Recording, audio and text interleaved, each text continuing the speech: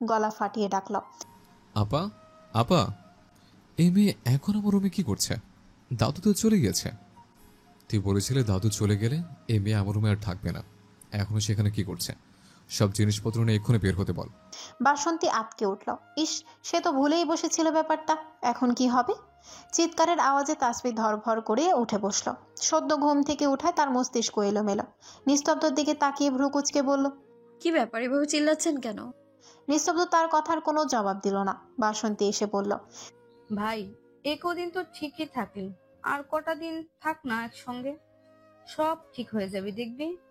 বাধ্য হয়ে থেকেছিলাম আপা, আর এক মুহূর্তও থাকতে চায় না। ওকে এক্ষুনি বেরিয়ে যেতে বল আমার রুম ছেড়ে।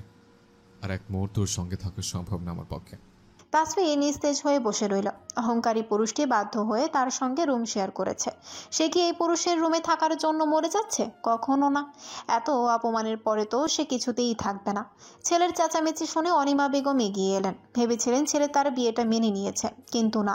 এদের বাপ ছেলের রক্ত তো একই। কি করে শুধরাবে এরা? বাসন্তী আবার কিছু বোঝাতে গেলে অনিমা বেগম থামিয়ে দিল তাকে। তাসফি, লাগেজ গুছিয়ে বেরিয়ে এসো, বাসন্তী তোমায় রুম দেখিয়ে দেবে। তাসফি কাঠের পুতুলের মতো শাশুড়ির কথা মেনে নিল। অনিমা বেগম আবার বললেন, তাছাড়া তাসফির এখনো সংসার করার বয়স হয়নি, তার এখন পড়াশোনা করে সেটেল হওয়ার বয়স। নিস্তব্ধ চিবিয়ে চিবিয়ে বলল, হ্যাঁ সেটাই। তবে এখন থেকে পড়াশোনাই করো তো। বিয়ে কেন দিল? বিয়ে করার তো কোনো প্রয়োজন ছিল না, তাই না মা? অনিমা বেগম ছেলের কথার কোনো জবাব দিল না। সবকিছুর একটা কারণ থাকে নিস্তব্ধ, সবকিছু নিয়ে বাড়াবাড়ি করতে নেই। আমাদের নিয়তিতে যা আছে তা তো ফলবেই, তুমিও তা আটকাতে পারবে না। বলেই তিনি রুম ত্যাগ করলেন। নিস্তব্ধ আর এক সেকেন্ডও দাঁড়ালো না। তার সারা শরীরে রক্ত টকবক করছে। এত মেন্টাল স্পেস সে নিতে পারছে না। ওয়াশরুম ঢুকে ঠাস করে দরজা লাগিয়ে দিল। তাসফি নিজে লাগেজ গুছিয়ে শূন্য চোখে আরেকটা বার রুমটাতে চোখ বুলিয়ে নিল। অতপর নিষ্প্রাণ চোখে বেরিয়ে গেল রুম থেকে। এই দুদিনে পুরুষটি তার মায়ায় পড়েনি। অবশ্য দুদিনে তাসের ঘরে কি আর এ সম্ভব? বাকিটা উপরবালাই জানেন। রমণী ঘর ছেড়ে বেরিয়ে যাওয়ার পেছনে পড়ে রইল নিস্তব্ধ ইয়ারের শূন্য ঘরখানা। তাসফি আজ থেকে বাসন্তীর রুমে থাকবে। বাসন্তী তাকে অন্য রুম দিতে গেলে তাসফি মুচকি হেসে বলল, কি যে বলো না আপা, আমি একা একা কিছুতেই থাকতে পারবো না। আমি তোমার সঙ্গেই থাকবো। ও বাড়িতে তো রাতে দাদিকে নিয়ে ঘুমাতাম, বুঝলে? অবশ্য তোমার সমস্যা হলে বলতেই পারো, আমি কষ্ট হলেও মানিয়ে নেব। মানিয়ে নেবেও কথাটা যেন একদম তীরের মতো বাসন্তীর বুকে এসে ফোনা তুলল। মানিয়ে নেওয়া বাক্যটা যে বড্ড বিষাক্ত। জানা সত্ত্বেও সে কি করে এই মিষ্টি মেয়েটাকে বিষের মাঝে পাঠাবে? বাসন্তীর নিস্তব্ধর উপর বড্ড রাগ হলো।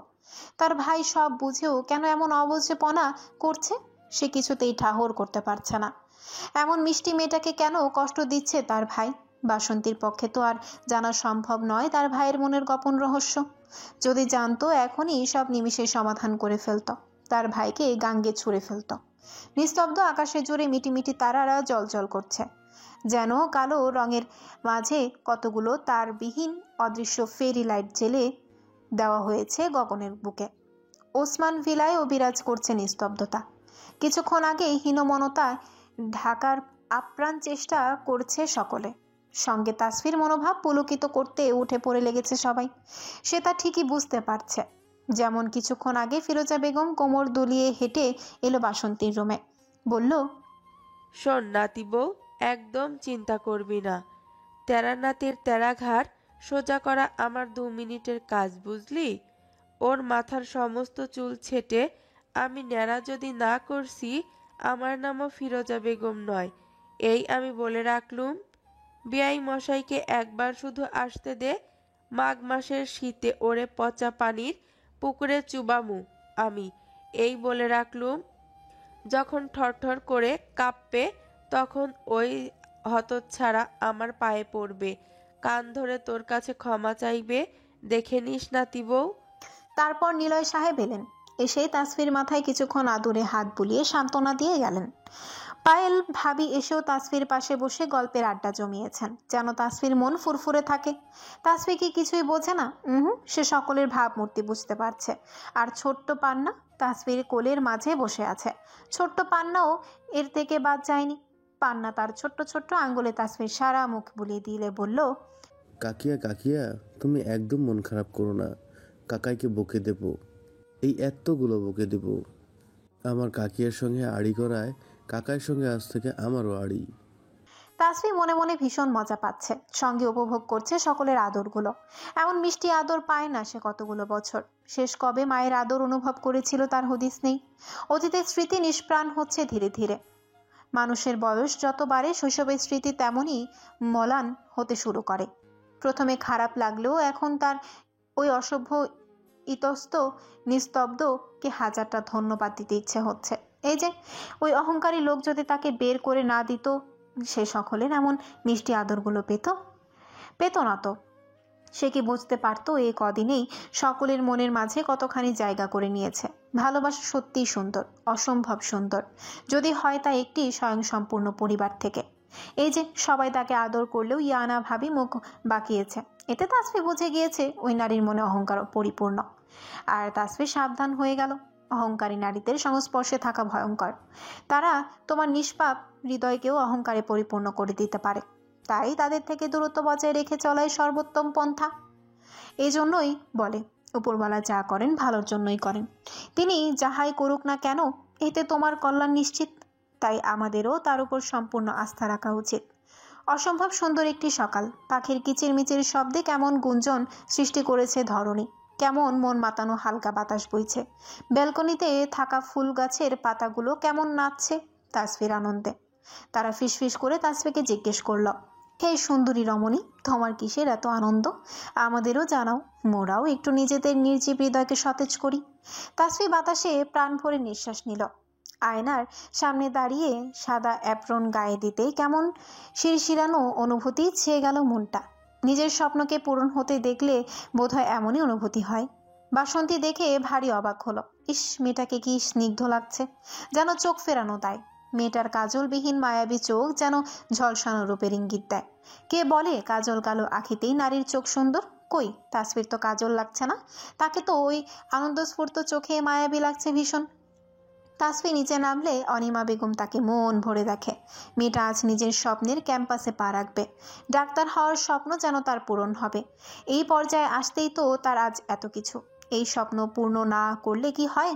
নিজের ছেলে দ্বারা ওর প্রথম স্বপ্ন পূরণ না হলে কি হবে? বাকি স্বপ্নগুলো পূরণে সে সাহায্য করবে এই মেয়েটাকে। কখনো তিনি একা ভাবতে দেবে না ওকে। মেয়েটার সামনে যে অনেক বড় ঝড় আসতে চলেছে। সেই ঝড়ের তাণ্ডবে লণ্ডভণ্ড হয়ে যাওয়া উদ্যান কি করে গুছিয়ে নতুন করে সব শুরু করবে মেয়েটা, তা সে জানে না।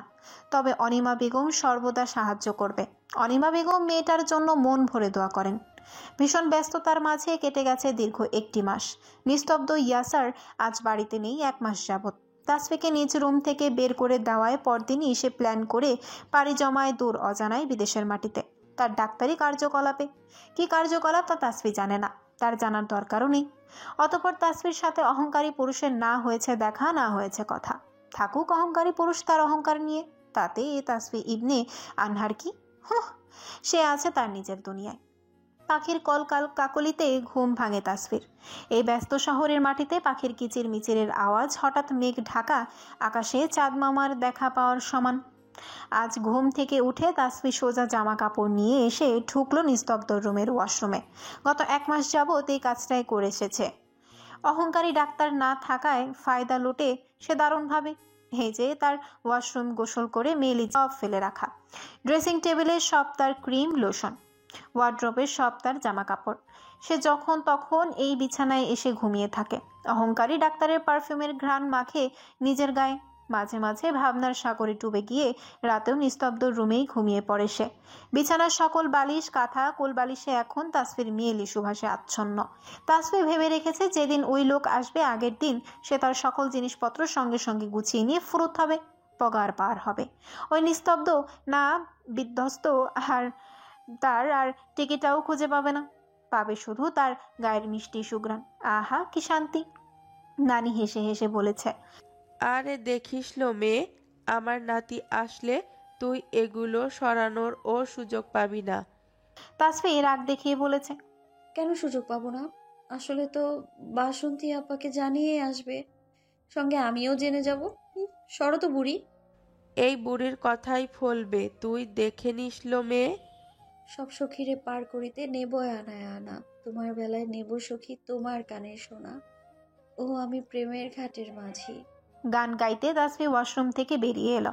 তার পরনে তোয়ালে, ওপরে শুধুমাত্র মিলি বস্ত্রটি পরিধান করা।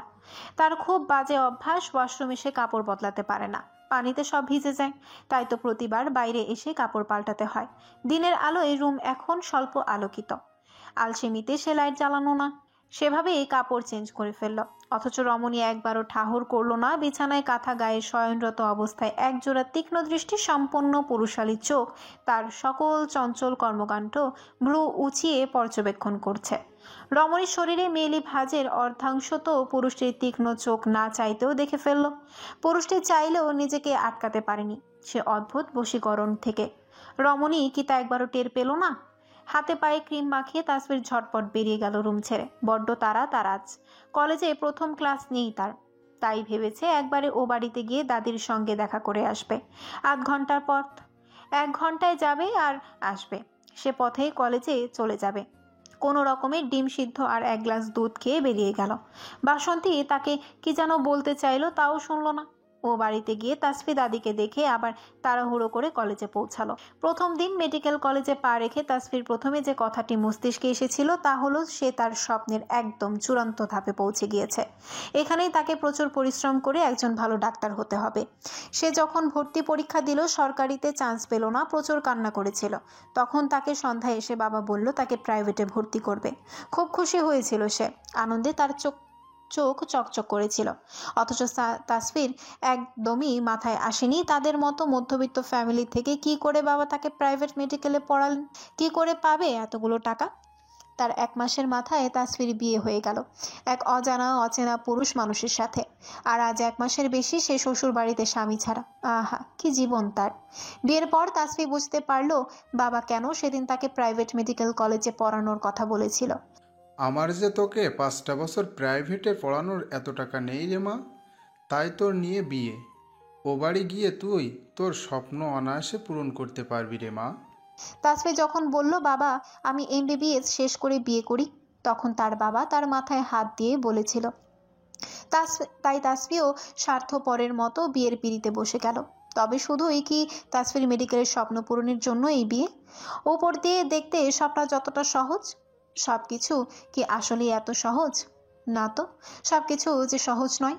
মানব জনমের থেকে মানুষের চিন্তাধারা যে আরও জটিল পর্যায়ে। আজ তাসফি উপর থেকে তার বাবার কথায় বিশ্বাস করে ফেলেছে, কিন্তু আসলে কি কথা সত্য কি মিথ্যা রমণী বুঝবে কেমন করে? ক্লাসরুমে প্রবেশ করে তাসফির প্রতিদিনের চাইতে আজ একটু বেশি গুঞ্জন ফিসফাস শুনতে পেল। সে 3য় বেঞ্চে তার বান্ধবী আশার পাশে গিয়ে বসল। আশাকে জিজ্ঞেস করলো, কি নিয়ে এত কথা হচ্ছে রে আশা? আশাও সকলের মতো ফিসফিস করে বলল, আজ কলেজে নতুন একজন ডাক্তার এসেছে, ভীষণ হ্যান্ডসাম দেখতে রে তাসফি। আমি তো ক্রাশ খাইছি ভাই। ইস কি লুক, কি অ্যাটিটিউড, অসম। তাসফি আশার বাহুতে থাপ্পড় মেরে বলল, পাখির বাসায় এমন ফিসফিস করছিস কেন? আর হ্যান্ডসাম ডক্টর দেখে ক্রাশ খেতে হবে তোর? বাড়িতে ভাত খাসনি, নির্লজ্জ মেয়ে মানুষ। যদি তার বউ বাচ্চা থেকে থাকে? আরে মনে হয় না বউ বাচ্চা আছে, একদম ইয়াং, আর থাকলেও সমস্যা নেই। তাসফি আরও একটা মারলো ওর বাহুতে। সে আশেপাশে তাকালো, শুধু গুঞ্জন। শুধু গুঞ্জন কার? নতুন হ্যান্ডসাম ডাক্তারের। তাসফি ভেবে পায় না এরা কি করে ডাক্তারি পড়তে আসলো। মানুষ এত ফাউল পেঁচাল কেমনে পারে? পড়তে এসেও এদের ক্রাশ খেতে হবে, তাও শিক্ষককে দেখে। আর এখন যুবক সুদর্শন ডাক্তার কয়জনই বা আছে দেশে, সবার মাথায় টাক পড়া। পড়তে পড়তে তাদের মাথার চুল উধাও। তার কলেজে সুন্দরের মাঝে 2 জন ডাক্তারই আছে, তার বর নিস্তব্ধর বন্ধু সুজন এবং হাবিব স্যার। গুঞ্জনের মাঝে হঠাৎ ক্লাসে স্যার প্রবেশ করলো। আশা ইশারায় তাসফিকে দেখালো, এই তো সেই আমার ক্রাশ ডাক্তার। উফ কি লুক দোস্ত, প্রতিদিন এমন ডাক্তারের দেখা পেলে আমি প্রতিদিন ক্লাস করতাম সবগুলো। হাসার কথায় সুদর্শন ডাক্তারের দিকে তাকিয়ে তাসফির পিলে চমকে উঠল। এ কি দেখছে সে? তার সামনে সে ভুল দেখছে না তো? বিস্ময়ে হতভম্বে তার চোখ বড় বড় হয়ে গেল মুহূর্তেই। এ কি করে সম্ভব? সুদর্শন অপরূপ সৌন্দর্যধারী পুরুষের পদচারণ ক্লাসরুমে পড়তেই সঙ্গে সঙ্গে পুরো রুম জুড়ে এতক্ষণে সকল গুঞ্জন ভাটা পড়ল যেন মুহূর্তেই। লম্বা চওড়া ফর্সা সুদর্শন পুরুষটির ঠোঁটের কোণে বিরাজমান এক টুকরো গাম্ভীর্যতার ছাপ। তার গম্ভীর ভাবভঙ্গিতেই যেন মেয়েরা অধিক আকর্ষিত হয়। তবে হাসলে পুরুষটিকে কেমন লাগবে হয়তো সেই চিন্তায় রমণীদের মাথায় আকর্ষিত হওয়ারই কথা। কারণ এই পর্যন্ত এই মেডিকেল কলেজে সুদর্শন স্যারদের দেখা পেয়েছে তারা খুবই কম, ওই হাতে গোনা 2 থেকে 3 জন। সুদর্শন গম্ভীর মুখ পুরুষটি অ্যানাটমির বই হাতে নিজের জন্য বরাদ্দকৃত লেকচারের স্থানে গিয়ে দাঁড়ালো। তাসফি বিস্ময়ে এখনো বিমূঢ় হয়ে বসে আছে। পাশ থেকে আসার শত কথা বলে গেলেও একটাও তার কর্ণগোচর হলো না বোধহয়। তার মস্তিষ্ক জোরে তো এখন শুধু ওই মানবের পাশ। সর্বনাশ করেছে এই লোক, বাড়ি ফিরল কবে? আর ফিরে কি এই মেডিকেল কলেজে জয়েন করলো? তাসফির দেখতে কোথাও ভুল হচ্ছে না তো? উফ, পাগল হয়ে যাবে সে। যদি ফিরেই থাকে তাসফি কেন তাকে দেখলো না? আবার কেউ তো তাকে জানায়ও নি যে এই লোক আসবে। তাহলে কি এই অহংকারী পুরুষ কোনো হোস্টেলে উঠল? তাসফি আশাকে ফিসফিস করে বলল, এই পাখির বাসা আমার একটা চিমটি কাটতো। আশা ঠোঁট উল্টে বলল, কেন? আরে ভাই যা বলছি কর না। আশা নিরুপায় হয়ে চিমটি কাটতেই তাসফি উ করে শব্দ করে উঠল। ও মাই গড, এ তো সত্যি নিস্তব্ধ ইয়াসার, স্বয়ং তার সামনে। কাম সারছে, লোকটা 1 মাসেই বিদেশ থেকে চলে এলো। তাসফির চিন্তায় মাথা ফেটে যাওয়ার উপক্রম। তার সব জিনিসপত্র মেলি বস্তুগুলো এই লোকের রুমে, যদি দেখে ফেলে কি কাণ্ড করবে খোদা মালুম। ইয়া খোদা, এই ক্লাস শেষে তাকে বাড়ি যেতে হবে দ্রুত। সব সরিয়ে ফেলতে হবে তার 1 নিমিষে। আর রক্ষে নেই। তাসফি কেন যে এত আরাম আয়েশ করতে গেলি এখন ঠেলা সামলা। বুড়ি ঠিকই বলেছিল। তাছাড়া এই লোক যদি এসেই থাকে, তাসফি সকালে তো তার রুমে গেল, কই তখন তো রুমে দেখা গেল না তাকে। সত্যি কি হোস্টেলে উঠেছে? আরে ধুর, অত বড় একখানা বাড়ি ছেড়ে সে হোস্টেলে কেন উঠবে? শত ভাবনা চিন্তার মাঝে তাসফি কানে ভেসে এলো পুরুষটির গম্ভীর পুরুষালী কণ্ঠস্বর। Hi, I'm Dr. Nisabda Yashar and your new lecturer. So everyone, please adjust with me. অতঃপর কারো দিক না তাকিয়ে নিস্তব্ধ নিজের মতো লেকচার দিতে শুরু করলো। তাসফি নিচেও হয়ে বসে আছে, তাকে আবার না দেখে ফেলে। আশা রাগর করে বলল, কি ব্যাপার বলতো তোর তাসফি? আমাকে এত কথা শুনিয়ে এখন নিজেই এমন বিড়ালের মতো মিউ মিউ করছিস কেন? আজব। চুপ থাক পাখির বাসা, তুই বুঝবি না বই, বুঝলে তো হতোই। আশা তাসফির ভাবভঙ্গি কিছু না বুঝে শুধু হতাশ নয়নে তাকিয়ে রইল। নিস্তব্ধ লেকচার শেষে নিজের মতো করে বেরিয়েও গেল, কারো দিকে না তাকিয়ে। তাসফি যেন হাত ছেড়ে বাঁচল। যাক বাবা, তাকে তো দেখেনি। নিস্তব্ধ ক্লাসরুম ত্যাগ করতে তাসফি ঝড়ের গতিতে বেরিয়ে এলো। সময় নেই তার হাতে, তাড়াহুড়ো করে বাসায় ফিরল সে। কি আশ্চর্য, তার সারাটা দিনই কি তাড়াহুড়ো করে যাবে নাকি আজ? এখন আবার ওই লোকটার রুম থেকে সবকিছু তাড়াহুড়ো করে সরাতে হবে। উপস। তাসফি নিজের ব্যাগ রেখে কোনো রকমে ফ্রেশ হয়ে লেগে গেল জিনিসপত্র গোছাতে। অথচ বোকামিটা জানেই না নিস্তব্ধ অনেক আগে এগুলো অবলোকন করে গেছে। কাল রাতে যখন নিস্তব্ধ প্রথম নিজের রুমে ঢুকে, চারপাশে একটা মেলি মিষ্টি গন্ধে তার মন পুলকিত হয়। সে ওয়াশরুমে ঢুকতেই দেখতে পায় বেসিনে নতুন ব্রাশ, পেস্ট, শ্যাম্পু, মেলি সব জিনিসপত্র। আশ্চর্যজনকভাবে এসব দেখে সে হতভম্ব হয়ে যায়। বিরক্তিতে তার চোখ মুখ কুঁচকে যায় আপনা আপনি। তোয়ালে রাখার স্ট্যানে তাকিয়ে সে বাকরুদ্ধ হয়ে যায়। নিজের নামের মতোই তার কণ্ঠনালী নিস্তব্ধ হয়ে যায়। রাগ করবে না দেখাবে সে নিজেই বুঝে পায় না। একটা নয়, দুটো নয়, পুরো 3-3টে পেন্টি ব্রায়ের সমাহার। আস্তাগফিরুল্লাহ, মনে হচ্ছে কয়েকদিন পর এখানে দোকান দেওয়া হবে। আশ্চর্য, ওই পুচকে মেয়ে এসব করেছেটা কি? রাগে তার চোখ লাল হয়ে আসছে। রুম থেকে বের করে দেওয়ার পরেও এই অপকর্মগুলো ঠিক করেছে ওই পুচকি মেয়েটা। কোনো রকমে নিস্তব্ধ ফ্রেশ হয়ে ওয়ার্ড্রোবের প্রথম ড্রয়ার খুলে সে বিস্ময় নিয়ে তাকিয়ে থাকে। পুরো ড্রয়ার জুড়ে মেয়েদের জামা কাপড়ে ভর্তি করা। নিচের ড্রয়ার খুলে দেখে সেটাতেও তাই। অবশেষে পরবর্তী ড্রয়ারে তার জামা কাপড় সাইড করে রাখা গেল। তীব্র অনুভূতিতে সে কি রিয়েক্ট করবে সেটাই ভুলে গেছে। এই মেয়ে তার জীবনে আসবে বলেই বোধহয় বাবা তার নাম নিস্তব্ধ রেখেছিল।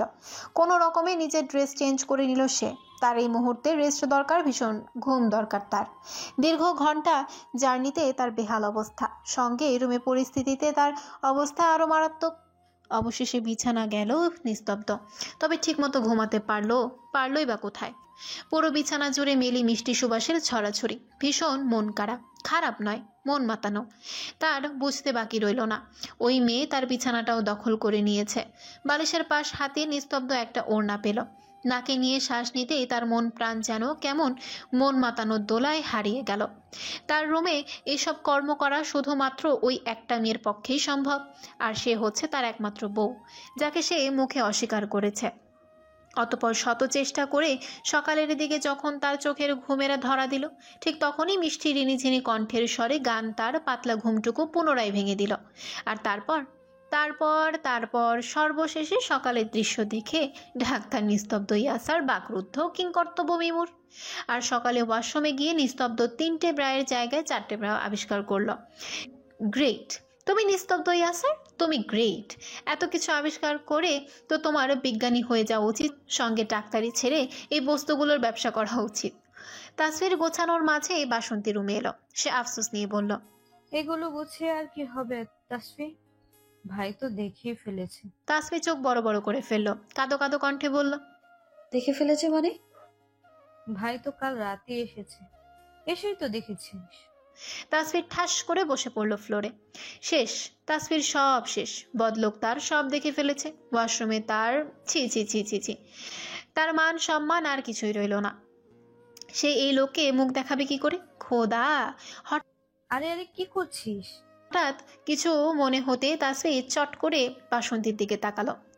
আপা উনি ঘুম থেকে উঠেছে কখন? কেন 10টার দিকে? তাসফি যেন হাফ ছেড়ে বাঁচলো। যাক বাবা, লোকটা তার চেঞ্জ করা তো দেখেনি, নিশ্চয়ই ঘুমিয়েছিল। যতই সে ব্লাউজ পেটিকোট পরে লোকটার সামনে ভাবলেশীন দেখাক, আসলে তো তা নয়। সেদিন তো সে নিজেও ভীষণ লজ্জা পেয়েছিল, তবুও নিজেকে স্বাভাবিক রেখেছিল। না হলে অহংকারে লোকটা তো তাকে ড্রামা কুইন বানিয়ে দেবে।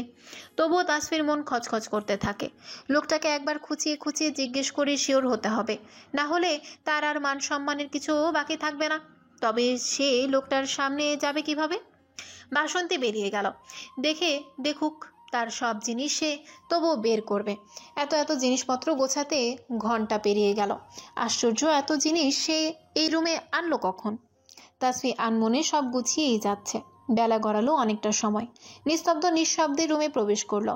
হাতের ঘড়ি টেবিলে ঘুরে রাখতে রাখতে ঠ্যাস দিয়ে বলে উঠল, ম্যাডামের জিনিসপত্র যখন পুনরায় নিয়ে এসছেন, ফিরে দেওয়ার কি দরকার? হঠাৎ আওয়াজে তাসফি চমকে তাকালো পেছনে। ইয়া খোদা, এই লোক এসেও গেছে। এবার সে কি করবে? চন্দ্র কাচুমাচু ভঙ্গিতে উঠে দাঁড়ালো। আর এক মুহূর্ত এই লোকের সামনে দাঁড়ানো যাবে না। নো রিস্ক, নো অপমান। নিস্তব্ধ পুনরায় কিছু বলে ওঠার আগে তাসফি গোছানো জিনিসপত্র রেখে দিল, এক দৌড়ে বাসন্তীর রুমে। নিস্তব্ধ হতভম্ব হয়ে দাঁড়িয়ে রইল। মেয়েটা এতটা ভয় পাবে সে ভাবেনি। তাছাড়া সে দৌড়ানোর মতো কি এমন বলল? তাসফিকে এভাবে দৌড়ে আসতে দেখে বাসন্তী অবাক হয়ে বলল, কি ব্যাপার তাসফি, এভাবে দৌড়ে আছিস কেন? কিসে তাড়া করলো যে আবার তোকে? তাসফি হাঁপাতে হাঁপাতে বলল, তাছাড়া আর কোনো উপায় ছিল না তো আপা, পাগলা সারে তাড়া করেছিল যে। বাসন্তী ঠাট্টার স্বরে বলল, বলিস কি, বাড়ির মধ্যে তুই সারের হদিশ পেলি কেমন করে? কেন, তোমার ভাই ফর্সা পাগলা সার? তোমার ভাই থাকতে আবার নতুন করে সার থাকার প্রয়োজন নেই তো আপা। বাসন্তী শব্দ করে হেসে দিল। হাসতে হাসতে বলল, তা আমার ভাই তোকে শুধু শুধু কেন তাড়া করবে? তুই তার ঘরে কত আখাম খুখাম করে রেখেছিস, তবু তো তোকে কিচ্ছু বলতে দেখলাম না। তোর পিঠে ছাল তুলিনি, এই তো ভারী অবাক করার বিষয়। কাহিনী কিন্তু আমি বুঝলাম না, কি এমন বশীকরণ করলি বলতো? তাসফি নাটকীয় ভঙ্গিমায় বলল, তোমার ভাইকে করবো আমি বশীকরণ? অসম্ভব।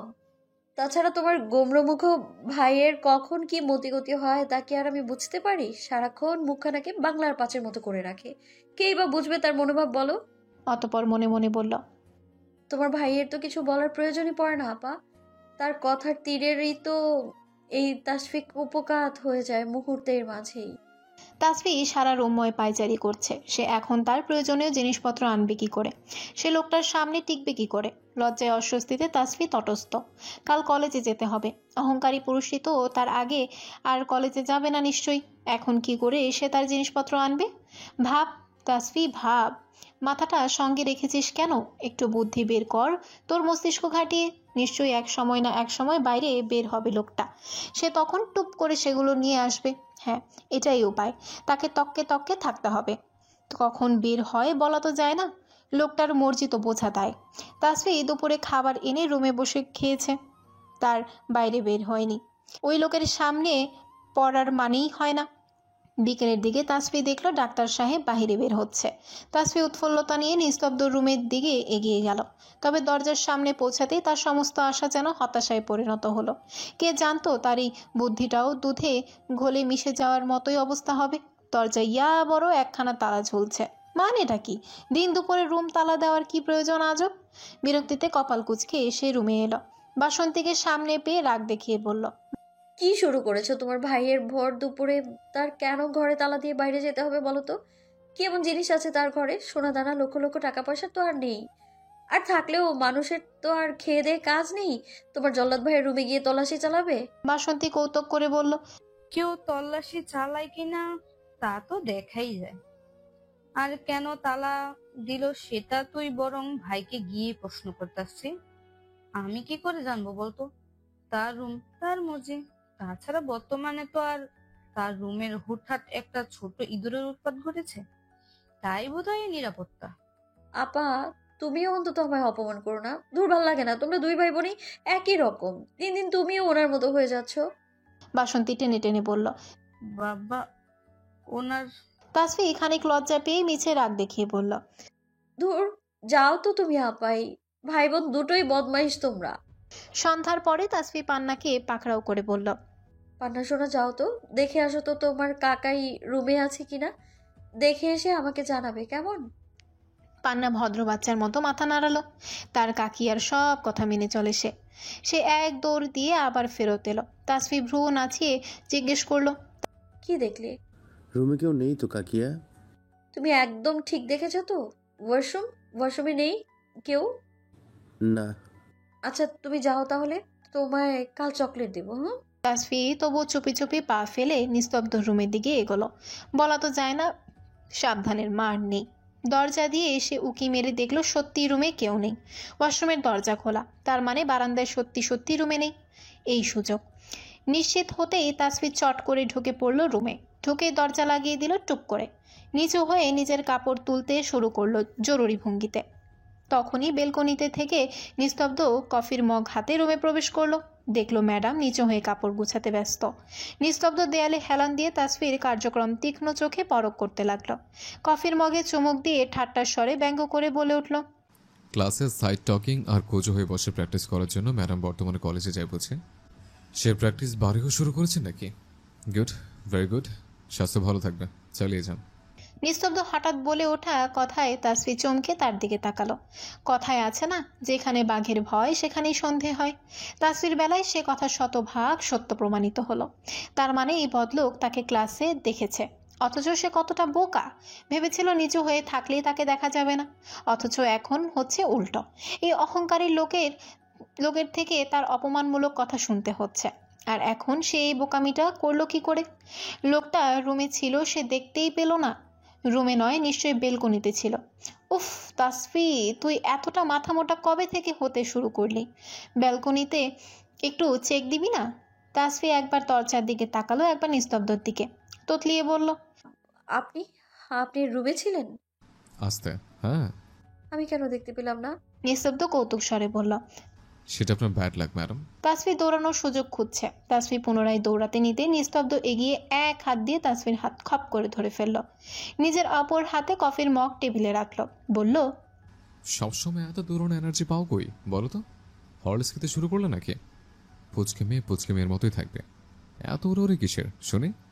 তাসফি হাত ছোটানোর চেষ্টা করতে করতে রাগী চোখে নিস্তব্ধর দিকে তাকিয়ে প্রতিবাদ করে বলল, শুনুন, আমি না মোটেও পুচকে নই। আম অলরেডি 18+, ওকে?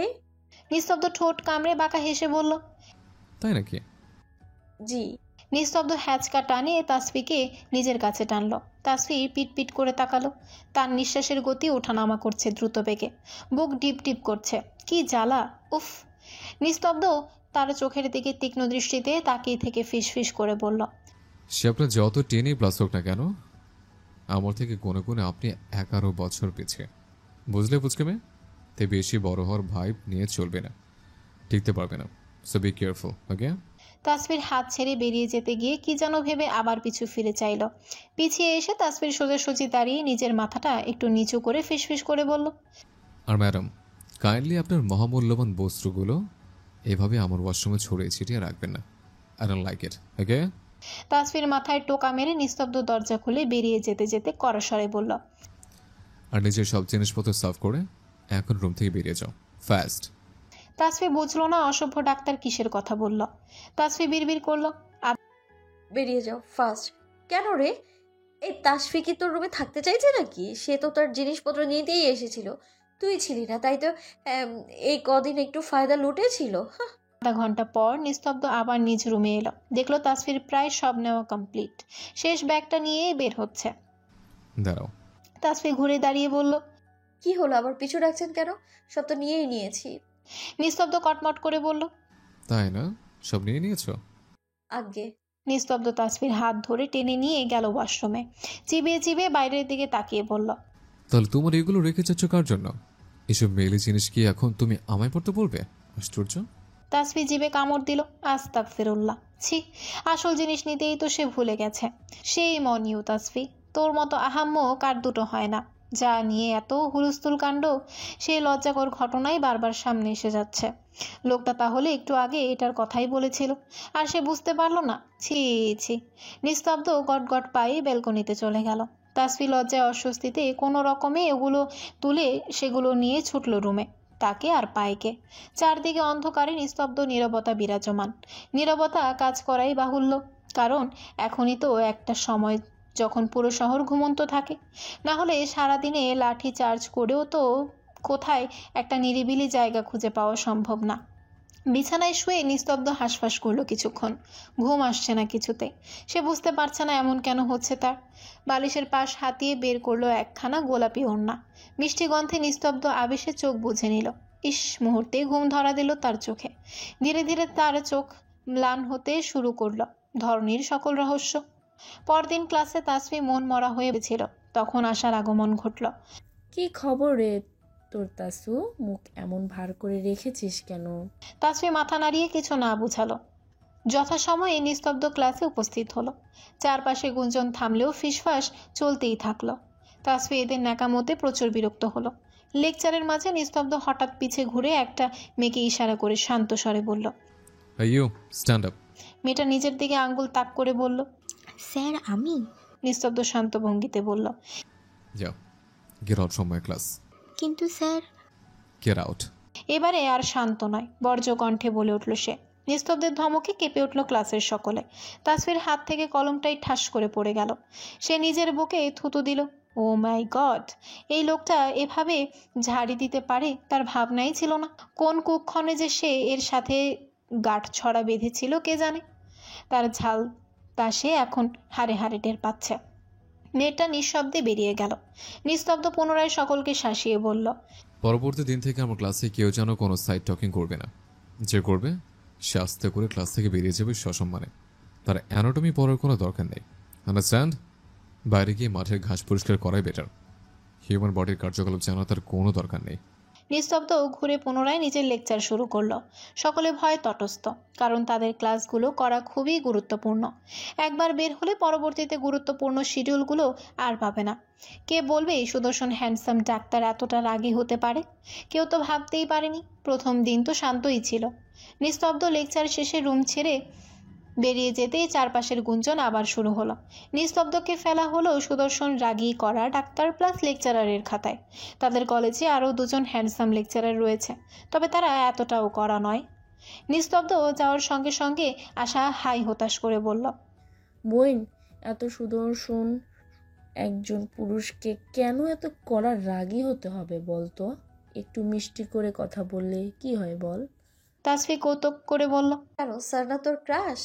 আরো খাও ক্রাশ। এই লোক কি জিনিস সেটা তো শুধু তাসফি জানে। আশা আফসোস করে বলল, আর ক্রাশ বাপের জন্য আর ক্রাশ খাবো না। ভালো লাগাটা সাময়িক। রাস্তায় একটা ফুটফুটে কুকুরের ছানাকে দেখলেও আমাদের ভালো লাগে, কিন্তু ভালোবাসাটা সাময়িক নয়, তা আজন্মের মায়ার বন্ধন। ভালোবাসার কোনো মানুষ হাজার অপরাধ করলেও আমাদের কাছে তা তুচ্ছ মনে হয়। আর একজন অপরিচিত মানুষের প্রতি ভালোবাসা কখনো এক দেখাতেই হয় না। মানুষ বলে না লাভ এট ফার্স্ট সাইট, আসলে এটা কখনো সত্যি হয় না। প্রথম দেখায় ভালো লাগা হয়, কিন্তু ভালোবাসা নয়। ভালোবাসা হয় ধীরে ধীরে, একসঙ্গে এক ছাদের নিচে বসবাস করতে করতে ভালোবাসা, মায়া ধীরে ধীরে জন্মাতে শুরু করে। যেমন প্রথম দেখাতেই রাস্তার কুকুরের ছানাটিকে ভালো লাগলেও আপনি যদি সেই ছানাটিকে কিছুদিন যাবৎ প্রতিদিন দেখেন, সঙ্গে তার অসহায়ত্বটুকু প্রতিদিন একটু একটু করে অনুভব করেন, তবে ধীরে ধীরে তার প্রতি ভালোবাসা জন্ম নিচ্ছে, এবং তারপরেই আপনি চাইবেন আপনার ভালোবাসাটাকে আঁকড়ে ধরে বাঁচতে, তার সঙ্গ পেতে, তার কাছাকাছি আসতে। আর তবেই সেটাই হবে আসল ভালোবাসা। তখন দেখবেন আপনার নিকট এতদিন ধরে থাকা দেখা ধূসর রংধনু হঠাৎ তার রং পরিবর্তন করে 7টি রঙের রংধনুতে আকৃতি নিয়েছে। ধূসর আকাশ উজ্জ্বল হয়েছে, অন্ধকার পৃথিবী আপনার কাছে নতুন করে আলো ছড়িয়েছে। মাঝে কেটে গেছে আরও কয়েকটা দিন। এই কয়দিন তাসফি নিস্তব্ধর থেকে নিজ মুখ লুকিয়ে পালিয়ে বেরিয়েছে, যথাসম্ভব এড়িয়ে গিয়েছে সে তাকে। তাছাড়া পুরুষটির সেদিনের বলা কথায় মনে গভীরভাবে দাগ খেটেছে তার। আজ নিস্তব্ধর ক্লাস আছে। তাসফি উদাস ভঙ্গিতে বসে আছে ক্লাসে, যথারীতি নিস্তব্ধ ক্লাসে প্রবেশ করে নিজের লেকচার শুরু করেছে। তবে তাসফির আজ ক্লাসে মনোযোগ নেই, সে অন্য ভাবনায় বিভোর। তার মনের মাঝে সপ্তাহ খানেক ধরে কিছু একটা নিয়ে দোটানায় ভুগছে। কিসের দোটানা তা সে নিজেও বুঝতে পারছে না। লেকচার শেষ হতেই নিস্তব্ধ হঠাৎ তাসফির নাম ধরে ডেকে উঠল। তাসফি চমকে উঠল, দুরু দুরু বুকে এগিয়ে গেল সে স্যারের দিকে। নিস্তব্ধ গম্ভীর কণ্ঠে আদেশ দিয়ে পড়ল, পরবর্তী ক্লাস শেষে তার ডেস্কে গিয়ে দেখা করতে, কিছু কাজ আছে। তাসফি বুঝল না তার সাথে হঠাৎ কি কাজ থাকতে পারে এই লোকের। আশা ভ্রু উঁচিয়ে বলল, কি ব্যাপার বলো তো দোস্ত, স্যার হঠাৎ তোকে ডাকলো কেন, কি কাজে রে? তাসফি ঠোঁট উল্টে বলল, জানি না, গিয়ে দেখি। হ্যাঁ যাও, ক্লাসের শিডিউল প্রতিদিন মেনটেন করো, দেখো স্যার তোমার উপর সন্তুষ্ট।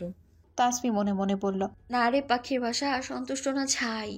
এই অহংকারী ডক্টর তো তাকে পছন্দই করে না, তাকে দেখতেই পারে না, আবার সন্তুষ্টি। তাকে কেউ সন্তুষ্ট করতে পারবে কিনা কে জানে। তবে আজ হঠাৎ এই তলবের কারণ কি? পরবর্তী ক্লাস শেষে তাসফি নিস্তব্ধর কেবিনে গিয়ে নক করলে ভেতর থেকে আওয়াজ আসে। কেমন? তাসফি ভেতরে ঢুকে দেখে একজন পেশেন্ট সেখানে উপস্থিত। নিস্তব্ধ হাতের ইশারা তাকে পাশে থাকা বেঞ্চিতে বসতে বলে। বাহ, এ লোক ক্লাসের সঙ্গে রুগীও দেখে নাকি? বাহ, এ লোকের কাছে রুগী আসে নাকি? সে তো ভেবেছিল তার উল্টো। বাইরে দেখলো আরও রুগীর সংখ্যা। কিছুক্ষণের মাঝে আগত পেশেন্ট বিদায় নেয়। সকলকে কি বলেছো তুমি, ম্যারিড অর আনম্যারিড? তাসফি নিজের ভাবনায় ব্যাঘাত ঘটে, হঠাৎ প্রশ্নে আরও কিছুটা জড়সড় হয়ে বসে। ধীর স্বরে উত্তর দেয়, কিছু বলিনি, কেউ কখনো জিজ্ঞেস করেনি যে বলবো। গুড। আশা করি বিয়ের খবর তুমি কাউকে মাইকিং করে জানাবেও না। Got it? জি। নিস্তব্ধ তাকিয়েছিল তাসফির রিয়াকশন দেখতে। সে ভেবেছিল মেয়েটা এতে রিয়েক্ট করবে। সবাইকে বলতে পারবেন না তবে বিয়ে করেছেন কেন, এখন আমি সকলকে বলবো হ্যান ত্যান। কিন্তু নিস্তব্ধ পুচকি মেয়েটার মাঝে সেরকম কোন লক্ষণ দেখতে পেল না। অতঃপর কৌতুক করে বলল, ওকে, এবার তুমি আসতে পারো। আমার আরও পেশেন্ট রয়েছে, আপনাকে বসিয়ে রাখলে আজ সারাদিন কেটে যাবে, পেশেন্ট দেখা শেষ হবে না। তাসফি বেরিয়ে আসতে নিয়ে আবার ঘুরে প্রশ্ন করলো, এ আপনি না সার্জন, তাহলে রোগী দেখেন কেন? এটা তো আপনার কাজ নয়। নিস্তব্ধ ভ্রু কুচকে তার দিকে তাকালো, বিরক্তি নিয়ে বলল, ম্যাডাম, তারা আমার পেশেন্ট। কিছুদিন আগে আমার দ্বারা সার্জারি হয়েছে, বুঝলেন? তাই তাদের কন্ডিশন চেক করা আমার কর্তব্য। তাসফি ঠোঁট বাঁকিয়ে বেরিয়ে এলো। নিস্তব্ধ এক দৃষ্টিতে তাকিয়ে রইল তার প্রস্থান পানে। অতঃপর দীর্ঘশ্বাস ত্যাগ করলো সে। এইটুকু জ্ঞান নিয়ে এই পুচকে মেয়ে ডাক্তারি পড়তে এসেছে। তবে ডাক্তারি পড়তে জ্ঞানের থেকে মুখস্থ বিদ্যাটাই বেশি কার্যকর।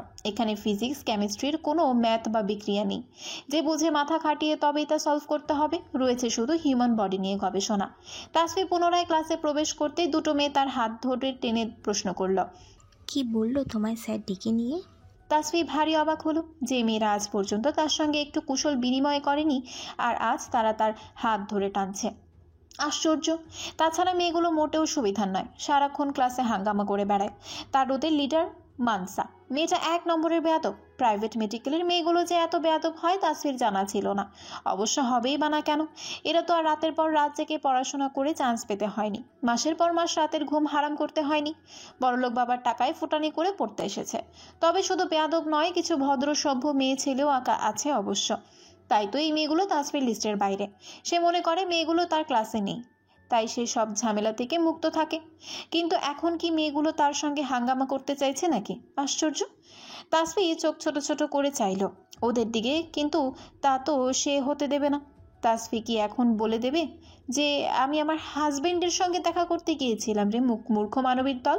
তাতে তোদের কি? কিন্তু হায় আফসোস, যাওয়া সত্ত্বেও নিষেধাজ্ঞা জারি করায় নিজ তৈরি বাক্যগুলো উগরে দিতে পারছে না সে। সত্য কথাগুলো গিলে নিয়ে তাসফি মেয়েগুলোকে শক্ত কণ্ঠে জবাব দিল। বাদ দে, কথা বাড়িয়ে লাভ নেই।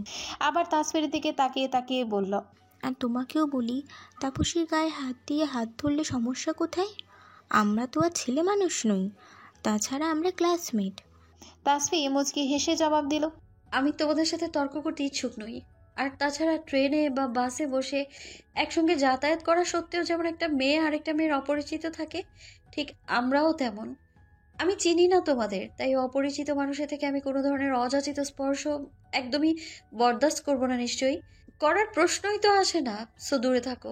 হাঙ্গামা অন্য কারোর সঙ্গে করতে চেষ্টা করো, ওকে? আমার সঙ্গে নয়। আমি কোনো নিষ্পাপ বালিকা নই। যদি ভেবে থাকো তবে নিজেদের ভুলটা ভাঙিয়ে নাও দ্রুত, বুঝলে? মানসার আগে কাঁপতে থাকলো। এই 2 টাকার মেয়েটার সাহস হয় কি করে তার সঙ্গে উঁচু গলায় কথা বলার? সে কি জানে না তার বাবা এই হসপিটালের ফাউন্ডার্সদের একজন? তাসফি নিজের বেঞ্চে বসতেই আশায় হেসে ফিসফিস করে বলল, বাহ, তোর যে এত সাহস, আগে তো জানতাম না রে তাসু। তাসফিও তার মতো ফিসফিস করে বলল, সাহস সবারই থাকে পাখির বাসা। কেউ দেখায় প্রকাশ করে, ক্ষমতা ফলায়, কেউ প্রকাশ করে না। আর কারো ভীত মস্তিষ্ক তার সাহসী সত্তাকে গ্রাস করে নেয়। তবে ঠান্ডা থাকা, শান্ত থাকা মানেই যে সে সাহসী নয়, এটা ভাবা বোকামি। কখনো কখনো শান্ত থাকা মেয়েটাকে তার ব্যক্তিগত বিষয়ে কেউ শুধু শুধু হস্তক্ষেপ করলেও না, তার সাহসিকতা বাইরে খোলস ছেড়ে বেরিয়ে আসে। এটাই পার্থক্য।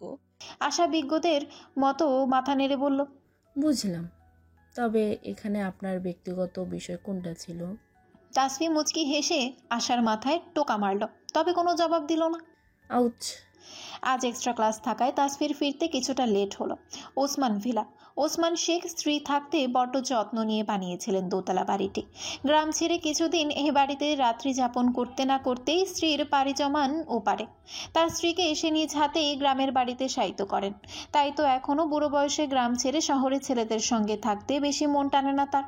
নিজের অর্ধাঙ্গিনীকে বড্ড বাসতেন যে। বড় ছেলে নিলয় এখন থাকেন এই ভিলায়, আর তার ছোট ছেলে আলমগীর চাকরির সূত্রে মেয়ে বউ নিয়ে সিলেট থাকে। তাসফি আজ ওসমান ভিলায় প্রবেশ করতেই ড্রয়িং রুমে অতিরিক্ত কিছু মানুষের আনাগোনা ঠাহর করল। চিনল না কাউকেই, তবুও তাদের মারিয়ে নিঃশব্দে সিঁড়ি বেয়ে দোতলায় উঠে গেল। দাঁড়াও।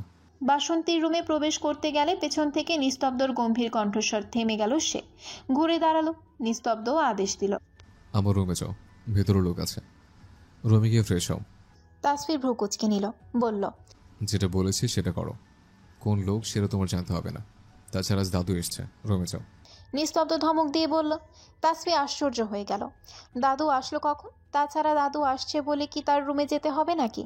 নিজে বের করে আবার নিজে রুমে যেতে বলবে, মানে সব তার মর্জিতে চলবে নাকি? ওই মেয়ে। নিস্তব্ধ গটগট পায়ে হেঁটে রুম ছেড়ে বেরিয়ে গেল। তাসফি কিছুক্ষণ নিস্তব্ধ হয়ে বসে রইল। হ্যাঁ, সে তো এই কদিনে ভুলেই গিয়েছিল শত পরিস্থিতি বদলালেও সে যে এখন একজনের বিবাহিত স্ত্রী, এই কথা তো মুছে যাবে না। সে যে কারোর সাথে শক্ত বন্ধনে আবদ্ধ, তা যে চাইলেও ছোটানো যায় না। বাবার উপর তাসফির মেজাজ পুরোনাই ক্ষিপ্ত হলো।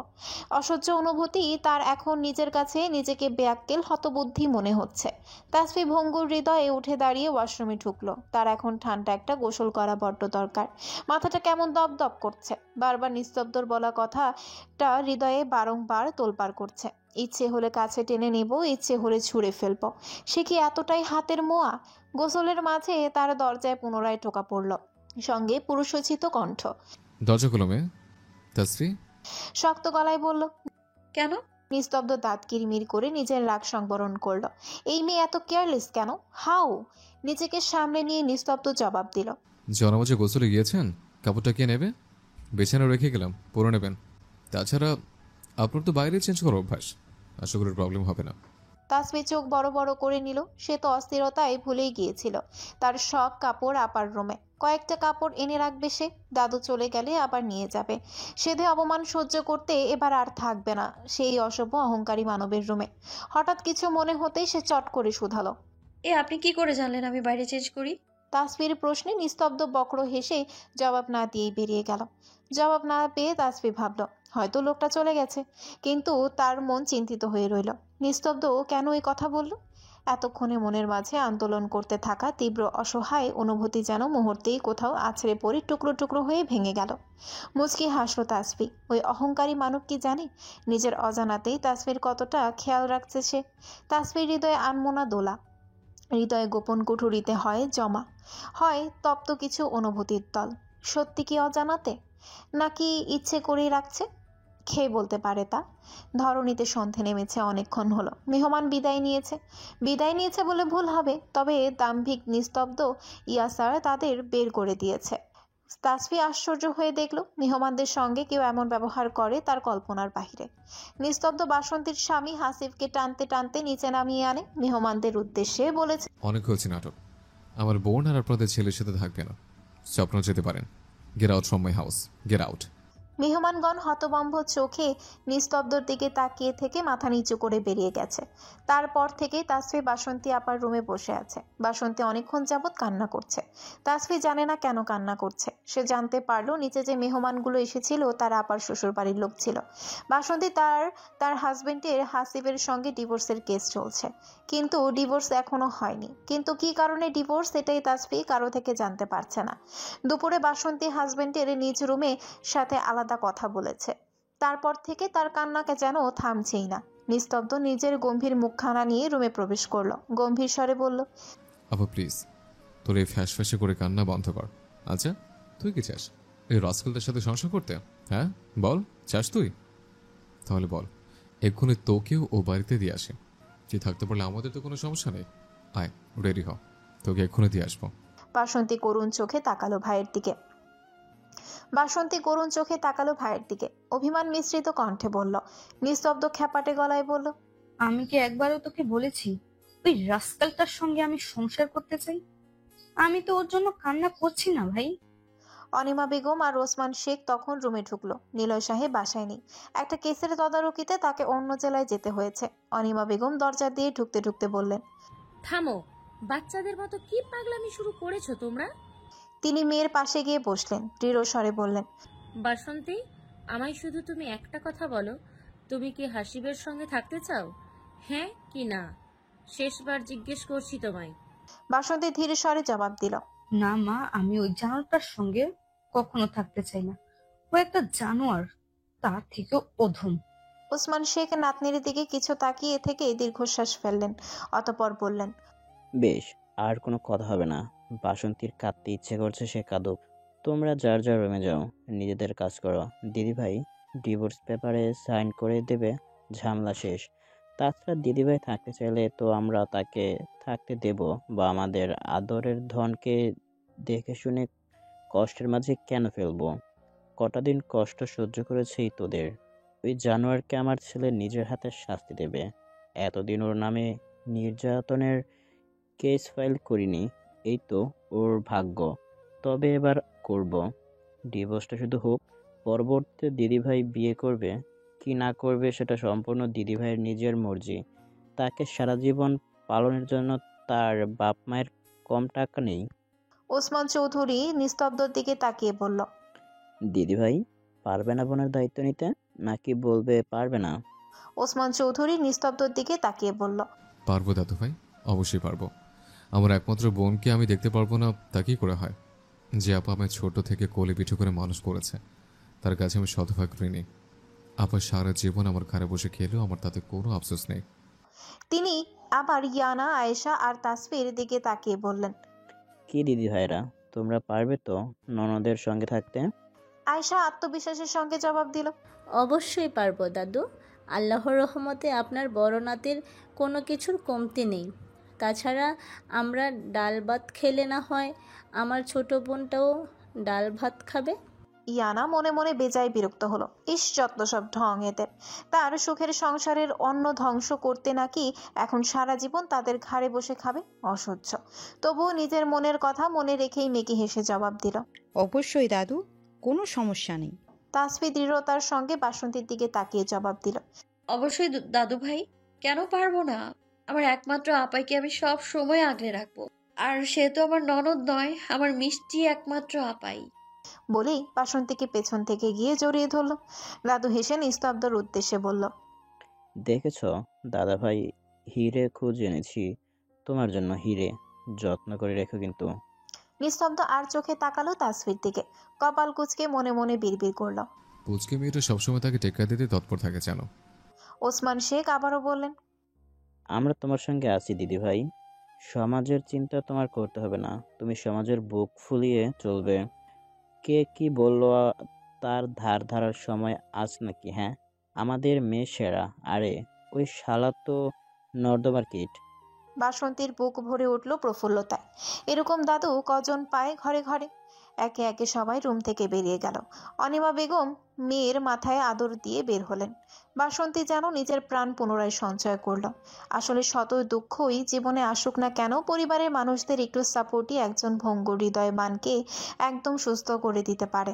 পরিবারের সাপোর্ট সবচেয়ে বেশি কার্যকরী। সমাজের লোক যাই বলুক না কেন তা আমাদের গায়ে লাগে না। হাজারটা বাজে মন্তব্য করলেও আমরা তা এড়িয়ে চলি। কিন্তু পরিবারের একজন প্রিয় মানুষ যদি দুঃখের সময় পাশে না দাঁড়িয়ে নেগেটিভ মন্তব্য করে, আমাদের ভঙ্গুর হৃদয় আরও নুয়ে পড়ে। এটাই স্বাভাবিক। আপনজন পাশে থাকলে বিশ্ব জয় করা যায় অনায়াসে। মেন্টাল সাপোর্ট জীবনের সবচেয়ে বড় মহাঔষধি। এই যে আমাদের দেশে কত ভালো মানুষ বর্তমানে মেন্টাল পেশেন্ট হয়ে অ্যাসাইলামে ভর্তি। কেন তারা মেন্টাল পেশেন্ট হলো? সকলের কি রোগ আছে? প্রিয় মানুষ থেকে ধোঁকা, পরিবার থেকে সাপোর্ট না পেয়ে, পরিবার থেকে লাঞ্ছনা পেয়েই তো তারা গুমরে গুমরে মরেছে রুমের কোণে। সমাজে যখন বেরিয়েছে, কেউ তাদেরকে কথার আঘাত থেকে প্রতিহত করেনি, কেউ তাদের বিরুদ্ধে রুখে দাঁড়ায়নি, কেউ বলেনি সাহসী হয়ে ওঠো। এটাই তোমার জীবনের শেষ নয়, ভবিষ্যতে তোমার আরও অনেক পথ চলা বাকি। নিশ্চয়ই পরম করুণাময় আমাদের জন্য উত্তম কিছু রেখেছেন। দুঃখের পরেই তো সুখ আসে, এমন আশ্বাসটুকু বোধহয় তাদের কেউ দেয়নি। এই যে আজ বাসন্তীকে তার পরিবার যে সাপোর্টটা দিল, তার মনে হচ্ছে এতেই যেন তার সুখ হাতের মুঠোয় ধরা দিয়েছে। সে তো এই ভয়টাই পাচ্ছিল, যদি কেউ তার সঙ্গ না দেয়। যদিও এখন বাসন্তী প্রথমবার ভঙ্গুর হৃদয় নিয়ে শ্বশুর বাড়ি থেকে বাপের বাড়ি আসলো এভাবেই। সকলে তাকে সাপোর্ট করেছিল, তবুও ভয় তো থেকেই যায়। কতদিন তারা বিরক্ত হবে না? এক সময় তো ঠিকই হবে। এই ভয় ছিল তার মনে। আজ যেন সে ভয়টুকু তার কেটে গেল নিমিষে। শ্বশুর বাড়ির দিনগুলোর কথা এখনো ভাবলেই তার গা শিরশিরিয়ে ওঠে। রাতে তাসফি বিছানায় শুয়ে আছে, তার ঘুম আসছে না কিছুতেই। বাসন্তী আপার কথা তার সারাক্ষণ মাথায় ঘুরছে। কেন ডিভোর্স দিচ্ছে আপা তার স্বামীকে? বাসন্তী আপার রুমে যেতে গেলে বিকালে তাসফি তো দেখলো হাসিব আপার পায়ে ধরে ক্ষমা চাচ্ছে। যদিও কোনো ভুল করে থাকে, তবে একজন মানুষকে একটা সুযোগ দেওয়া কি উচিত নয়? তাসফির তো হাসিবকে ভালোই মনে হলো, তবুও একদিনে কি আর মানুষ চেনা যায় না? কিছু কিছু মানুষের কত রূপ যে থাকে তা ঠাহর করাও মুশকিল। একজন মুখোশধারী মানুষের হাজারটা রূপ। আমরা সাধারণ মানুষ কি আর তা ঠাহর করতে পারি এক দেখাতেই? পারি না তো। পারলে তো সবাই জীবনে প্রতারকের ঠকে যাওয়ার হাত থেকে রক্ষা পেত, কিন্তু তা যে সম্ভব হয়ে ওঠে না। তাই তো মানুষ ঠকে যায় তার ভালোবাসার কাছে, পরিবারের কাছে, সমাজের কাছে, এমনকি একজন অসৎ দোকানদারের কাছেও। নিস্তব্ধ বের হয়েছে, উদ্দেশ্য গলির মোড়ের চায়ের দোকান। প্রায় দিনই সেখানে চার বন্ধুর আড্ডা চলে। সারাদিনের কর্মব্যস্ত সময়ের পরে এই চায়ের দোকানই প্রায় তারা আসর জমায়। নিস্তব্ধ পৌঁছাতেই সুজন কৌতুক স্বরে বলল, শোন সবাই, এই যে বের হয়েছেন আমাদের সদ্য বিবাহিত ব্যাচেলর পুরুষ মানুষ, তার বউ তাকে ব্যাচেলর রাখেনি। আমাদের সভ্য পুরুষ বউ ছোট, তাই নিজেকে ব্যাচেলর রেখেছে। ছোট বউ তার নাকি আবার খুব পছন্দের নয়। কি মুশকিল বলুন তো বন্ধুগণ। মাহিন রসাত্মক ভঙ্গিতে বলল, হ্যাঁ হ্যাঁ, আমরাও দেখব পুচকে পুচকে করে বেটা কতদিন নিজের পুরুত্ব হেফাজত করতে পারে। দেখা গেল আমাদের সৃজন আরেক বাচ্চা হওয়ার আগে নিজেই বাপ হয়ে বসে রইল। হা হা হা হা। নিস্তব্ধ নিজের শক্তপোক্ত পুরুষালী দু হাতে সাহায্যে লাগালো দুজনের পিঠে চর। সুজন আতকে উঠল, কি রে ভাই, আসতে মার না, হাত তো বানিয়েছিস লোহার মতো। আবার ফিসফিস করে বলল, তো তোর তো অসুরের মতো শক্তি। হাত দিয়ে তোর পুচকে বউ নরম কোমল হাতে ধরলে তো তা মোম হয়ে গলে পড়বে রে। সাবধানে বন্ধু, সাবধানে কাম চালিও। নিস্তব্ধ চোখ গরম করে তাকালো, বলল, আমার বউয়ের হাত গলবে নাকি শক্ত হবে সেটা আমি দেখব। তুই বরং এবার একটা বিয়ে করে নে, তারপর নিজের বউয়ের হাত ধরে দেখিস গলে কিনা। নিজেরটা প্র্যাকটিস হয়ে যাবে। কেমন? আঙ্কেলকে বলবো মেয়ে খুঁজতে। সুজন দুঃখী দুঃখী গলায় নাটকীয় ভঙ্গিমা করে বলল, এই দেখো, এর মধ্যে আবার আমার বিয়ে নিয়ে টানাটানি করছিস কেন? সিঙ্গেল আছি, বেশ আছি। তোর মতো এক্কা থেকে দোক্কা হতে চাই না ভাই।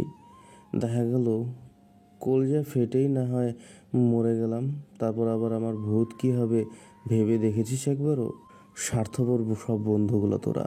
নিস্তব্ধর কথায় মাহিন গন্ধ শুকার ভঙ্গিমা করে বলল, কিরে মামা, কি যেন পোড়া পোড়া গন্ধ পাচ্ছি মনে হচ্ছে। সৃজন বলল, হ্যাঁ তাই তো। সৃজনের ফোন বেজে উঠল, তার বউ কল করেছে। মাহিন বলে উঠল, এই তো দেখেছিস, এক একজনের বউয়ের কত চিন্তা, বাইরে গেলেই ফোন আর ফোন। শালার আমাদের জীবনটাই টেস্ট, বউও নেই, ফোন করার মানুষও নেই। সৃজন দূরে গিয়ে কথা শেষ করে এসে বলল, পাট কমিয়ে নাও বৎস, দরকার পড়লে নিজে বিয়ে করো না, তবুও অন্যের সুখে নজর দিস কেন ভাই? মাহিন নাটকীয় ভঙ্গিমায় বলল, নাউজুবিল্লাহ, আমি কেন নজর দেব? তোরাই তো এমন একটা বিয়ে করলি যে শালার একটা শালি জোটাই বেঁচে গেছে, সবগুলো একটাই বউ তোদের, না আছে শালি না আছে শালা। মাহিন পেশায় একজন ডেন্টিস্ট। নিস্তব্ধ দুষ্ট হেসে বলল, কত সুন্দরী মেয়েরা দাঁত দেখাতে আসে, একজনের দাঁত দেখে প্রেমে পড়লেই তো পারিস। হ্যাঁ সেটাই, আমার রুচি এতটাও নিচে নামেনি যে পোকায় খাওয়া দাঁতওয়ালা মেয়েকে পছন্দ করব। মাহিনের কথায় বাকি 3 বন্ধু হাসতে লাগলো জোর কদমে। বন্ধু আড্ডা চললো অনেক রাত পর্যন্ত। দরজা খোলার শব্দে তাসফি সচেতন হলো, নিশ্চয়ই ডাক্তার সাহেবের আগমন হয়েছে। এই রাত 12টার সময় তার আসার সময় হলো। আসুক, তাসফির তাতে কি। তাসফি ঘুমিয়ে পড়ার ভান ধরে শুয়ে রইল বিছানার মাঝে। এবার ঘুমা না ঘুমা, দেখি কি করে ঘুমাস তুই বেটা। দুপুরে আমায় ঝাড়ি মেরেছিলি না, এবার ঘুমা আরাম করে। নিস্তব্ধ রুমে ঢুকে ফ্রেশ হয়ে বিছানায় এসে তাসফিকে এইভাবে মাঝে শুয়ে থাকতে দেখে কপাল কুঁচকালো। সব মেয়েটার ফাজলামি শয়তানি তা সে ঠিকই বুঝেছে। সে শক্ত কণ্ঠে বলল, পাশে সরে ঘুমান। আমি জানি আপনি ঘুমাননি ম্যাডাম, সো নাটক বন্ধ করে সরেন। কি করে বুঝলো সে ঘুমায়নি আজও? তবু তাসফি সরল না, ঘাপটি মেরে পড়ে রইল। নিস্তব্ধ এবার তাসফির মাথায় জোরসে টোকা মারল। তাসফি ব্যথায় আউচ শব্দ করে উঠল। নিস্তব্ধ বাঁকা হেসে বলল, কি ম্যাডাম, টেকনিক পছন্দ হয়েছে তো আপনার? তাসফি তার দিকে রাগী চোখে তাকিয়ে সরে বসল। নিস্তব্ধ গায়ে কাঁথা টেনে সাদা আলোর উজ্জ্বল লাইটখানা নিভিয়ে দিল। কালো ডিম লাইট জ্বালিয়ে দিল।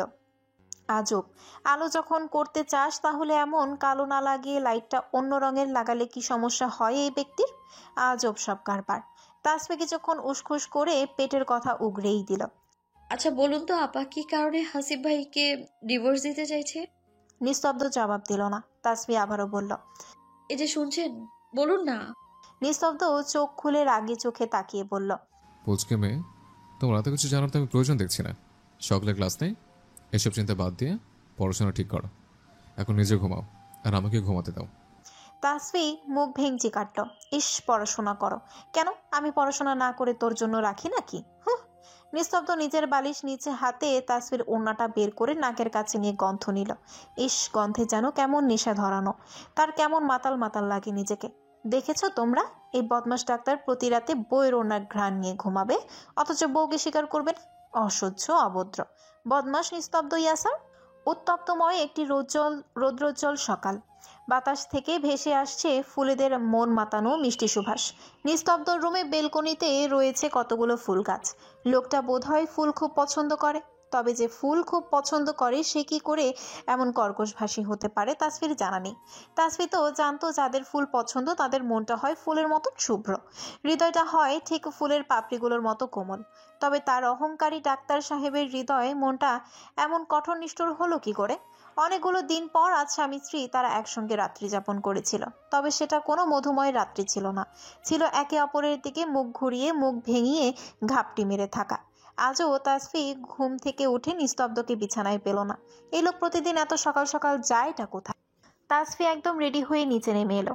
ফিরোজা বেগম বসেছিলেন ড্রয়িং রুমে সোফায় বসা। তিনি তাসফিকে কাছে ডাকলেন, এই মাইয়া, এই দিকে আয়, হুইন্নাজা দেহি।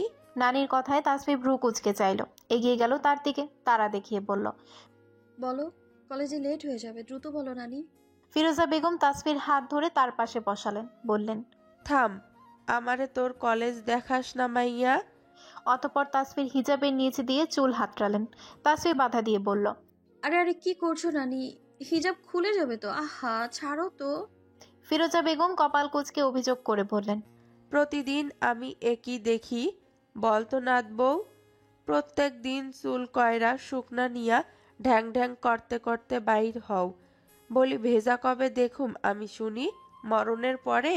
নাতি আমার বিয়ে করলো, 1 মাসের বেশি বিদেশ থেকে আইলো, তবুও তোমার চুল ভিজলো না এখনো?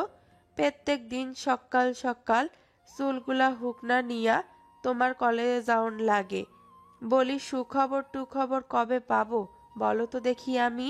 তাসফির রাগ দেখিয়ে বলল, সেটা তুমি আমায় কেন জিজ্ঞেস করছো বলো তো বুড়ি? তোমার নাতিকেই জিজ্ঞেস করো না কেন চুল ভেজে না। তোমার নাতির কাছে না আসলে আমি কি করতে পারি বলো? তোমার নাতি একটা ইতর, একটা বদমাইশ। খবরদার আর একবার যদি তুমি খালি আমায় ধরেছো না বুড়ি, যত দোষ নন্দ ঘোষ, তাই না? তাসফি উঠে চলে যাবে তখন ফিরোজা বেগম দেখলেন নিস্তব্ধ ও নিচে নেমে আসছেন। সে তাসফির হাত ধরে আবার ঠাস করে বসিয়ে দিলেন। তিনি ডাকলেন,